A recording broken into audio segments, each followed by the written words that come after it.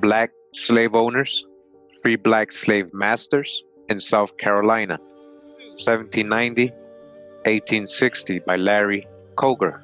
In 1848, Louisa R. DeCosta, a free woman of color from Charleston City, sold 21 slaves to George Thompson for $6,635.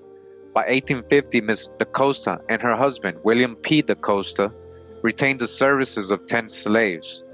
10 years later, the couple held 8 slaves, and by 1862, they owned only 7 bondsmen. All right, bondsmen. All right, so basically, just wanted to get that information to you guys because we're gonna get into who they are right now. So again, Miss Louisa DeCosta and Mr. William P. DeCosta, who had slaves. Again, people of color who owned slaves in South Carolina. But let me show you something, who these people really are. What does the genealogy say? All right, so I'm on MyHeritage website. MyHeritage.com is actually a genealogical website. You can do your family tree there and search for genealogical records, census records, birth certificates, marriage certificates, things like that, military records, just like Ancestry.com or FamilySearch.org. And here we have Louisa Rebecca DeCosta. This is the person we just, read about.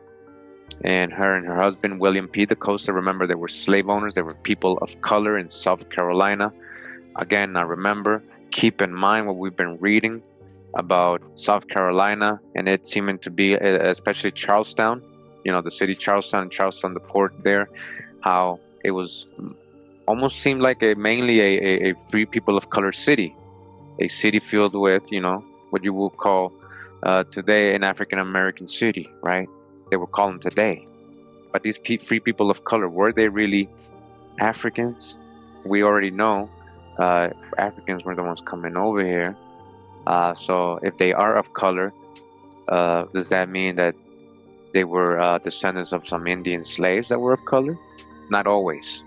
This is what I'm trying to show you guys, right? Because we like to generalize and we like to leave out the other part of all your lines. You have multiple lines in your family, not just one line.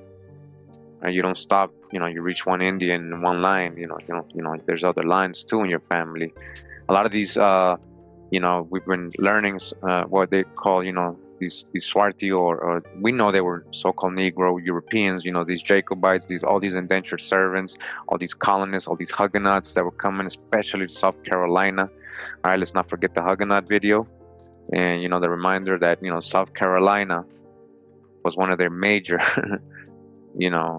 settlements, that where they landed, and where they went, and, a lot of history there. So Louis Rebecca DeCosta, all right, just want to verify, 1833 it says, right? Marriage, 1816, born, South Carolina. Her parents are Thomas Hanscombe, all right, and Anne Hanscombe, all right? Her husband, William P. DeCosta.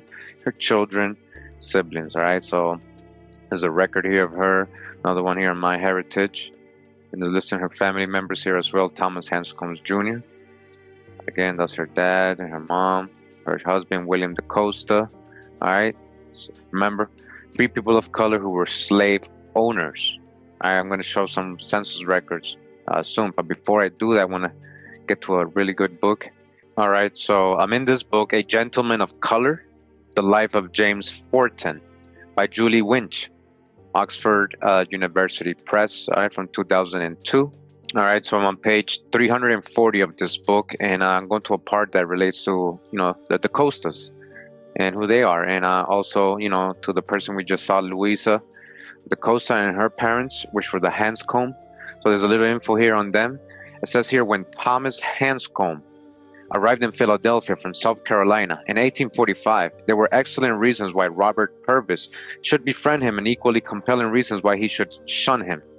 Both were Charlestonians, both the sons of women of color, by wealthy white men, all right, dodge to hijack that white men. They're letting us, they want us to think that all these Europeans are white. And both had been left handsome fortunes by their fathers. But their similarities ended.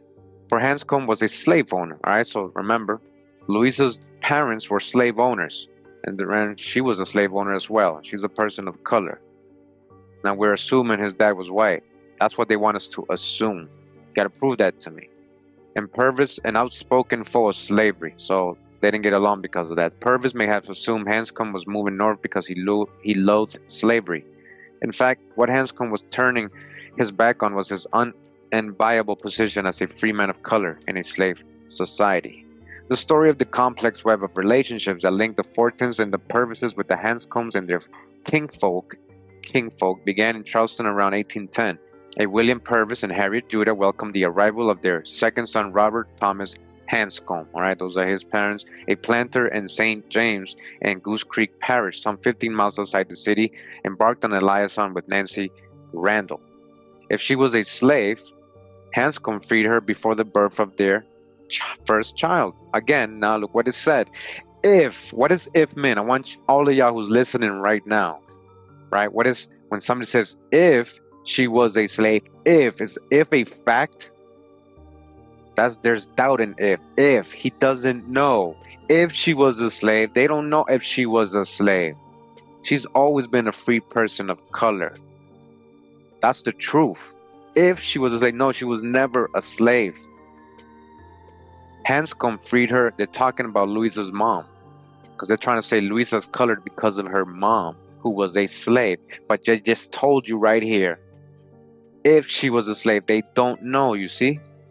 There's no proof of that. It's all conjecture because they know historically she's a person of color, and that eventually the DeCostas and the Hanscoms did become people of color or were known as people of color. So they're trying to say it was due to white slave masters mixing with African slaves. We already know that's a lie and that's false history. Stop believing false history. I've been showing too much. I've shown so much information that shows something else.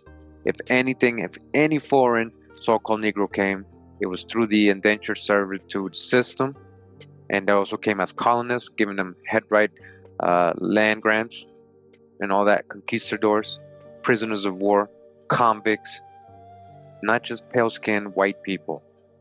So we have to, I'm reading this, I know I'm stopping a lot, but this is things I want you to think about as I read.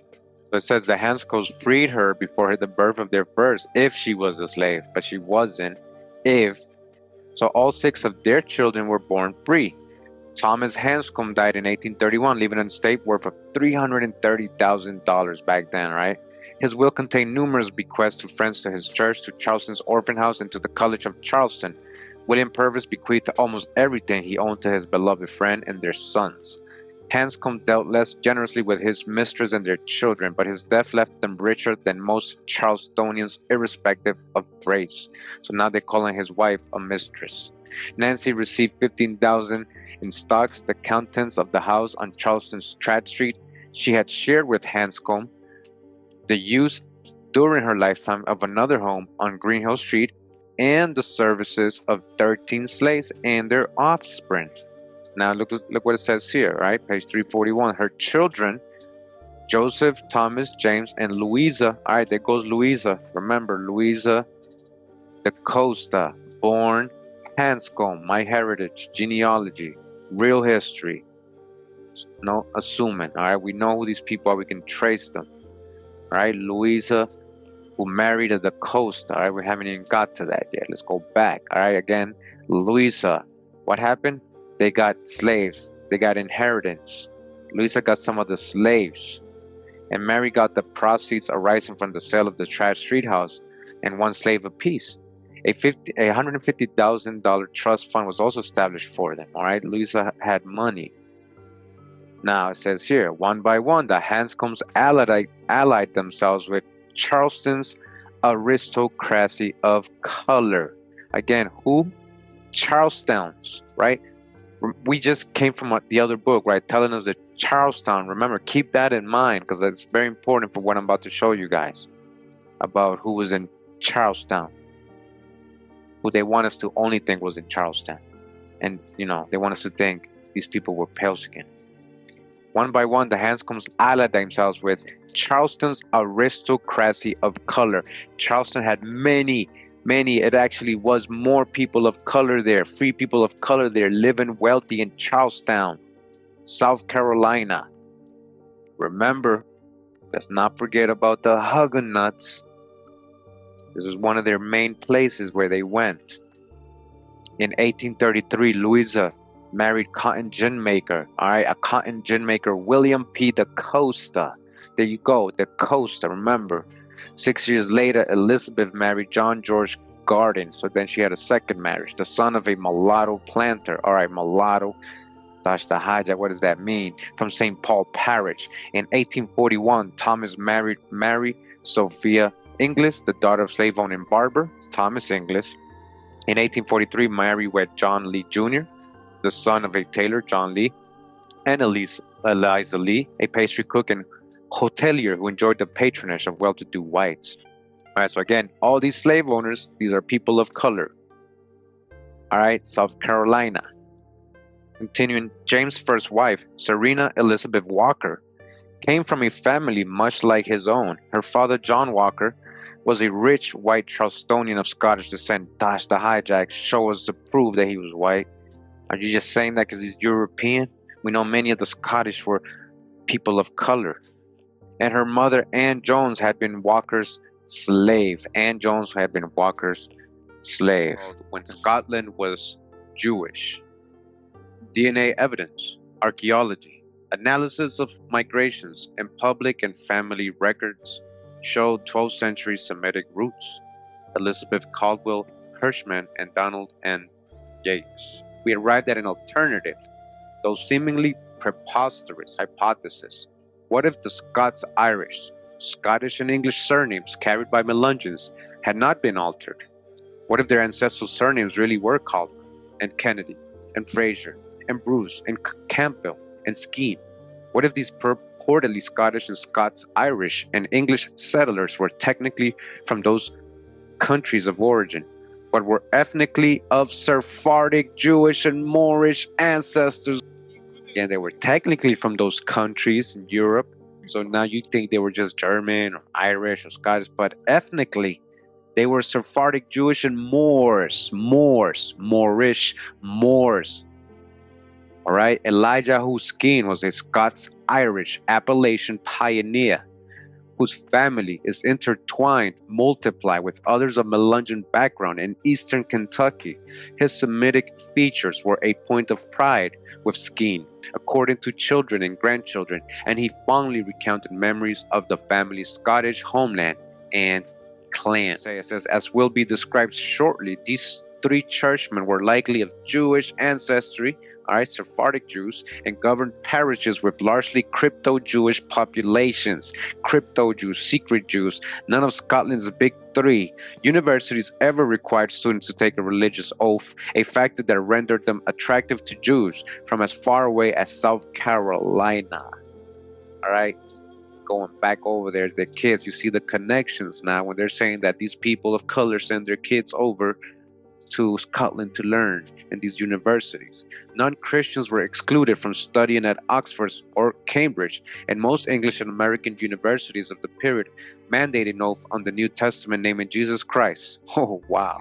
Says, as in the case with our other families, Scottish originating Leslie's exhibited Judaic naming practice in the American colonies, and members of the Scottish-based family group openly practiced Judaism in Charleston, South Carolina.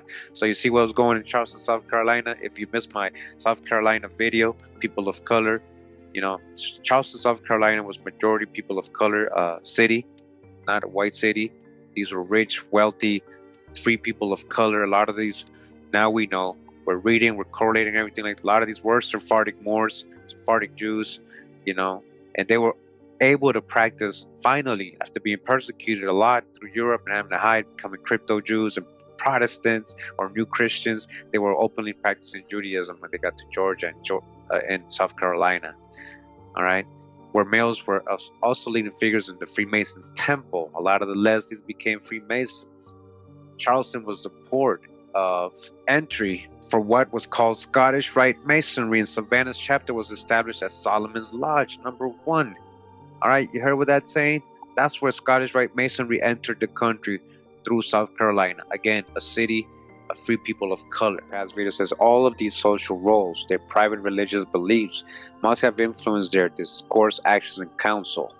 Lavender, 2003, who recently uncovered the Sephardic ancestry behind his family's French Huguenot roots in Charleston, South Carolina. So Sephardic Incan ancestry behind French Huguenot, Sephardic ancestry behind his family's French Huguenot. Huguenots are Sephardic Moors, people of color in Charleston, South Carolina. Draws attention to the fact that the Huguenot seal of 1559 has the same four Kabbalistic Hebrew letters, the tetragrammation, right, engraved upon it within a burning bush, no less, as we found in basalt on the title page of the Edward Ravon Psalter in Aberdeen in 1623. Many of the Huguenots were formerly Jews and Moors. Again, a whole different book. It's a whole different source, right? We're getting the same info that what? That many of the Huguenots were what? Formerly Jews and Moors. All right? Look at that and remember that. Put that in your mind. In this book, A Gentleman of Color, The Life of James Forten by Julie Winch, Oxford University Press, from 2002. And so all this stuff right here they were talking about is on the footnote 36 in the book. I'm going to go to that right now. And that's on page 438. Okay, and it's over here, as you can see, 36. Now look what it says here. Like the Purvises, William DeCosta, right? William DeCosta, remember, the free person of color. He's a person of color, right? So-called black man, was probably of Jewish as well as African ancestry. So what do we know? So South Carolina, a lot of Huguenots, we know a lot of them were Sephardic Jews. All right, so that makes sense. Now the African thing, that's definitely doesn't make sense. Where is the African genealogy? We're gonna go look at the census records. All right, we're gonna look at William DeCosta's census records to actually see if he has any African ancestry. All right, I'm gonna show you where the DeCostas really came from.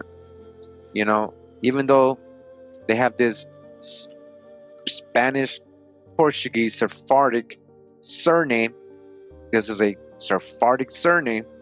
Even though they have that, they came from somewhere else in Europe. Remember what a lot of these people in Europe were doing before they came to the Americas. They were being misplaced, or they were moving to other countries like Scotland, Ireland, Germany, like from France or anything like that. And by the time they got here, they were considered Irish, right? Or Scottish or English, but they actually were they were out of Portugal and Spain before that.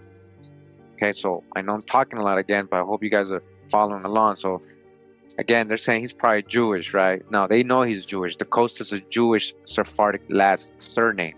All right, this is colonial times. These are the actual DeCosta. These are not slaves who inherited the DeCosta name. No, these are the actual DeCostas. All right, they're not African at all. The DeCostas had been prominent members. They're prominent members of the Charleston's Jewish community since 1740s. All right, the DeCostas are Jewish. Why? You thinking Ashkenazi? No, it's not. They're Sephardic, melanated people, Moriscos. They were marrying into each other. All right, a lot of these, again, families are prominent members of Charleston's Jewish community. DeCosta married Louisa Hanscom. All right, Hanscom, Louisa, on February 12, 1833. All right, we got that, right? Marriage, 1833, Charleston, South Carolina. To who? To William P. DeCosta, husband. Who? Louisa Rebecca DeCosta. This is history. I want you guys to follow along. Stop following people who just be rambling, hate and prejudice, and never showing you no sources. All right, so DeCosta again married her. We already verified all of that. This is real history. All right, so real quick, I'm in Ancestry.com, and I'm showing you a census record, 1840 United States Federal Census. Again, we got William P. DeCosta, right? The free colored man, right? Slave owner. 1840, and the information here, just so you can see what this looks like. It says William P. DeCosta, Charleston City. Remember Charlestown, a city of free people of color. And we're also going to see what else it was. City of what? So it says here, for free colored persons, males under 10-4, males 24 to 35-1, males 10 to 23-2, free colored persons 36 to 54-1, slaves under 10-1, slaves from 24 to 35-1, females 24 to 35, these are slaves, 3, and so on. And it says here total all persons free white and free colored slaves 13, total slaves 5. This is again in 1840. Right. So The French Huguenots of colonial South Carolina, Assimilation or Acculturation by Brenda Faye Roth, VA University of Arizona, 1984, and University of South Carolina, 1987. Right, that's her degrees. It says here the question of assimilation versus acculturation is one that should be tested. The Huguenots of colonial South Carolina provide a forum to look at the experience of a minority group in colonial society and how they dealt with the process. This paper advocates that the French Protestants in Carolina did not disappear as a separate cultural group, but rather they adopted certain behaviors that brought them economic and political success in the colony. These behaviors included acquiring large pieces of land. That was one behavior, as amassing fortunes, right, and moving into elite South Carolina society. As a result, they threatened those who thought of them as alien, caused conflict in the colony between political factions. These conflicts refute the notion that the Huguenots disappeared as a separate identity by 1750. Cultural groups that vanish do not threaten or create conflicts because the dominant group absorbs them, all right? They're like, they didn't disappear. The story of Huguenot acculturation in South Carolina shows how immigrant groups can change the host society. Again, the story of Huguenot acculturation in South Carolina shows how an immigrant group can change the host society and how the dominant group is also altered as a result of the intermingling of cultures. Several historians have characterized the Huguenot experience in Carolina as assimilation. It was, however, more correctly an acculturation process, in which Huguenots did not simply become English Anglican. Minority groups in any society that acculturate do not disappear as a subculture, but they do adapt to their new environments by making behavioral and cultural changes. The acculturation process began almost immediately as the Huguenots moved into the dominant culture with ease. They arrived in Carolina soon after it was established, and the primitive conditions they found there supplied the backdrop for them to use their skills and talents to effect changes in a dynamic Charleston society and to take advantage of economic opportunities found in Carolina. French Protestants understood the importance of blending of their culture. They understood how important that was. Why? With that of the whole society, they know it was very important. We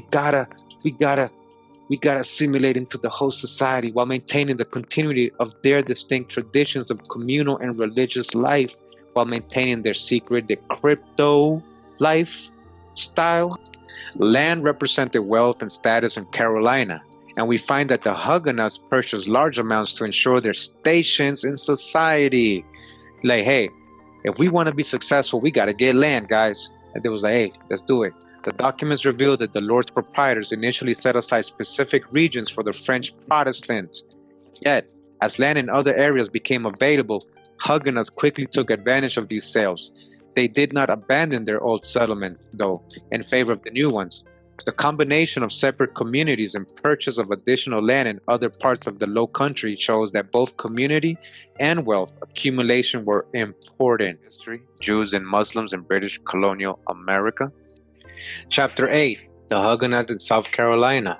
Crypto-Jewish expert Abraham Lavender proposes that many Huguenots began as Jews, while Cecil Rhodes, the chronicler of the Spanish Inquisition, writes that a large number started out as Muslim Moors.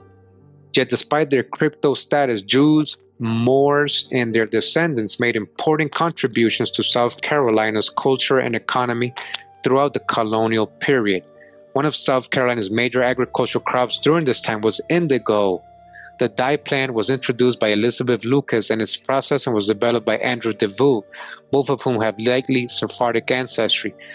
Moses Lindo, an openly Jewish settler, was the colony's indigo export inspector in 1762, and key producers included John B., James Stobo, Robert Sams, George Mitchell, Isaac Hine, Richard Pinkley, and John Hudson, most of whom bear Sephardic Morisco surnames. It is largely the same story with Carolina's silk industry. Many French Huguenots and newly minted English colonists entered South Carolina and North Carolina via Ireland. They came from Ireland. Thus, they swelled the ranks of the so-called Scots-Irish settlers. So-called Scot-Irish settlers. They were what? They were really what? Huguenots. And they were what? AKA Sephardic Moriscos. These so-called Scot-Irish settlers, who are estimated to account for about 1/3 to half of the whole population of the South. All right? The tolerant Carolinas acted as a magnet for all sorts of nationalities. Those who were better off sailed straightway to Charleston. The many of these Irishmen were of recent French Huguenot provenance, and before that of Spanish Jewish origin. Can be seen in a compilation of genealogies covering some of the South Carolina's famous colonial surnames. In fact, a historian librarian repeatedly points out that Scotsmen changed their way of identifying themselves as it suited them, alternating between Irish, Ulster, Scottish, English, British, and other designations such as Presbyterian or Quaker. There you go. You see? These are just titles they were using. They're really just what? Huguenots, aka Sephardic Jews or Moors. Right? These DeCostas are prominent Jewish family. You know, where Rebecca's people, Rebecca DeCosta, her husband, William DeCosta, prominent Jewish free people of color, right, who own slaves. Now I want to go into this census right here in Ancestry.com, and this is again William P. DeCosta. This is in 1850. All right, this is the words right here. Put WP. He's a man, mulatto. All right, he's a mulatto. What does that mean? Age 40, about 1810 he was born. And look what it says: birthplace Ireland. Ireland, right? What did they just tell us? A lot of the French Huguenots were known to be Ireland, but they were really French Huguenots, aka Sephardic Jews and Moriscos Moors, right? Moorish people. And again, cotton gin maker, so we know this is him. All right, this is Louisa DeCosta. Again, myheritage.com. Louisa Rebecca DeCosta, born Haskell. We already know the history of the Haskells. We read it earlier. Charleston, a prominent free people of color city. We got that already in the other book, again, in South Carolina. And now we got this other census here. I just want to show you. There's W.P. DeCosta. This is from 1860. Let me close up. W.P. DeCosta, 1860. W.P. DeCosta, Charlestown. All right. Gender, male. It says enslaved people. Number of enslaved people, 8. All right. So this Irish mulatto, Sephardic Jewish Huguenot, right, who was called a free person of color, was a slave owner. We're going to go. Let me see, where is he? William P. DeCosta. And this is what they call a slave schedule. All right, it says slave inhabitants, Charleston City. And what it lists here is names of slave owners, right? Up here it says name of slave owners, number of slave, age, sex, color. You see black, BB, mulatto, BB, mulatto, right? So W.P. DeCosta. So that correlates with this other book I found here. It's called Jews and Negro Slavery in the Old South, 1789-1865 at Bertram Wallace Corn. So there's so much history here. This is just an article just to correlate. It says the Jews of South Carolina from the earliest times to the present day by Barnett A. Elzes, MD, 1905. It says here in the preface, to write a comprehensive history of the Jews of South Carolina today is a task of no small difficulty. Not that there is any dearth of material at the disposal of the historian. They're saying it's not that because there's no information on it, but by reason of the very vastness of that material, of which scarcely anything has hitherto been utilized. He's saying actually there's a lot of information regarding the Jews of South Carolina, the Jays of South Carolina, and nobody's using it. No, it hasn't been utilized. Nobody's really teaching us this stuff. 20 years ago, the task would have been a much easier one. There were then several people still living in Charleston who were born in the first decade of the 19th century and who could have filled in many interesting gaps that must now remain void. Strange as it may seem, very little of historical value has been written on the subject. All right, so they're saying that even though there's books out, there's not really any information regarding this. They're not really making it clear. For the rest of the data have been buried in the voluminous records of various characters existing in South Carolina in the newspaper files of the last 170 years. And why would they be hiding this? I don't think it's just because they're Jewish or Jays. It's also because these are all people free of color who don't have no African or slave ancestry. We're on page 20 of this book. It says the Jews of South Carolina, says after the revocation of the Edict of Nantes in 1685, a considerable number of French Huguenots refuged to South Carolina. All right, French Huguenots. Who are the French Huguenots? Sephardic Jews and Moriscos, Moors. They had fled from persecution at home here, and they were treated as aliens and denied the liberty of subjects. All right, correlating. Yeah, we got another article here. It says the Jews of South Carolina, from the earliest settlement to the end of the American Revolution. This is from the Johns Hopkins University Press. We're on page 44 of this, just to correlate with the DeCosta. Family says here in 1750, the first synagogue was established at Charleston. It was a small wooden building on Union Street. Isaac DeCosta was a minister. Remember, Isaac DeCosta, William P. DeCosta's dad. All right, William P. DeCosta's dad. Joseph Tobias, president. Among the residents of the time were Moses Cohen, Abraham DeCosta, Meshach Tobias, Moses Pimenta, David de Oliveira, Mordecai Sheftal, Michael Lazarus, and Abraham Nunez Cardozo. All right, Cardozo, you think all these people were white? They weren't. All right, we're in the JewishEncyclopedia.com website right now, and it says here South Carolina. It says one of the 13 original states of the United States. Most of the events relating to Jews occurring in this state have been connected with the town of Charleston. All right, Charleston, a free people of color city. The very beginnings of the Constitution of South Carolina should have encouraged Jewish immigration to the state. From England, since the original charter drawn up by John Locke in 1669 granted liberty of conscience to all, including Jews, heathens, and dissenters.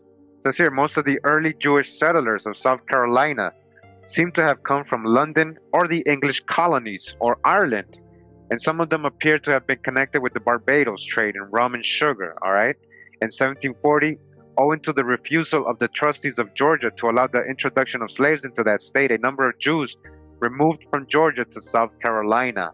All right, because they couldn't get slaves in Georgia, they're like, nah, let's just go to South Carolina. They allow slaves there.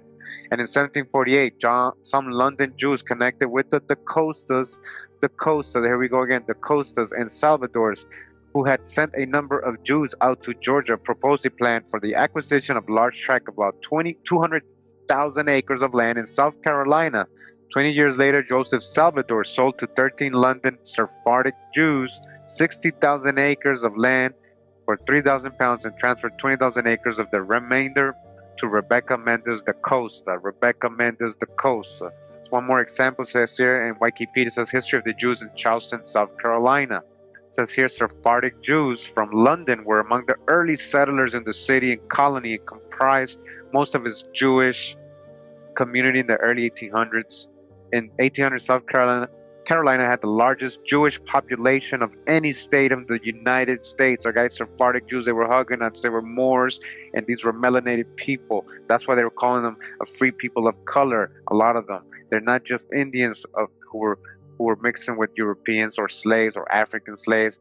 You got to dodge the hijack, and you got to look into your genealogy and see how much is that if you're from South Carolina. You got to look into your genealogy, all right? A lot of the people there were Sephardic Jews and Moors, Moriscos, all right? They were Huguenots who had, they were crypto Jews, crypto Muslims. By 1800, there were about 2,000 Jews in South Carolina. Overwhelmingly Sephardic and settled in Charleston, all right? Charleston, a free people of color city. Charleston, the Huguenots, it's the same people, which was more than in any other U.S. state at the time. More than anywhere else in the U.S., okay? You see what's going on, and more than any other town, city, or place in North America. They reflected the social attitudes of their neighbors in the city. So I want to show you this one, William DeCosta. In 1870, right? In 1870, state federal census. And it says here, William DeCosta, age 62 now in 1870, South Carolina. All right, birthplace, but he was born in Ireland. We'll see why. And it says race white. All right, now look all of a sudden. We're going to go into the census. Does it really say white there? Let me check. It's highlighted for us. We're going right here. William. See, his name is not abbreviated here. It's William DeCosta. See how they try to abbreviate it? And he's listed as race mulatto.